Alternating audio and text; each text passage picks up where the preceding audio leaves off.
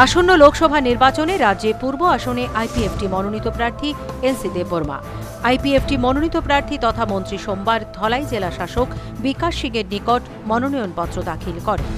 প্রার্থী এনসি দেববর্মা বলেন, জনজাতিদের জন্য পৃথক রাজ্যের দাবি তাদের বহুদিনের। 2009 সাল থেকেই পৃথক অঙ্গরাজ্যের দাবিতে তারা আন্দোলন শুরু করেছিল। অথচ 1 বছর সরকারে থাকা সত্ত্বেও তাদের দাবির পরিপ্রেক্ষিতে কোনো পদক্ষেপ গ্রহণ করেনি বিজেপি সরকার।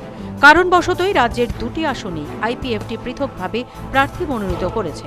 তিপ্রাল্যান্ডের দাবিকে আরও সোচ্চার করতেই লোকসভায় পৃথকভাবে প্রতিদ্বন্দ্বিতার সিদ্ধান্ত নিয়েছে আইপিএফটি।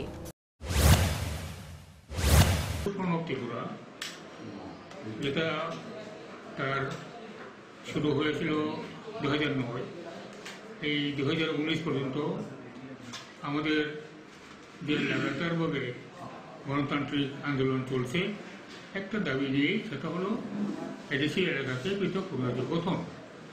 এই মুহূর্তে 17 লোকসভা গঠন হবে, তার জন্য 17 লোকসভা নির্বাচন প্রক্রিয়া চলছে।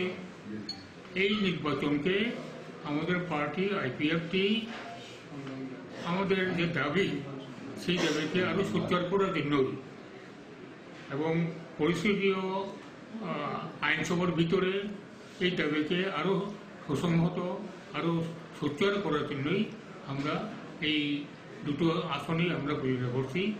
আমরা আশাবাদী যে দুটো আসনেই আমাদের প্রার্থীরা জয়লাভ করবে।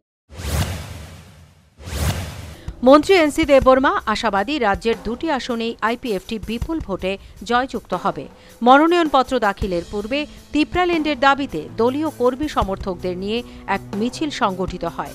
মিছিলটি আমবাসার বিভিন্ন পথ পরিক্রমা করে জেলা শাসকের কার্যালয়ে পৌঁছায়। প্রার্থী এনসি দেববর্মার সাথে মিছিলে সামিল ছিলেন বনমন্ত্রী মেবার কুমার জমাতিয়া, দলের শীর্ষ নেতৃত্ব অনন্ত দেববর্মা সহ অন্যান্য নেতৃত্ব।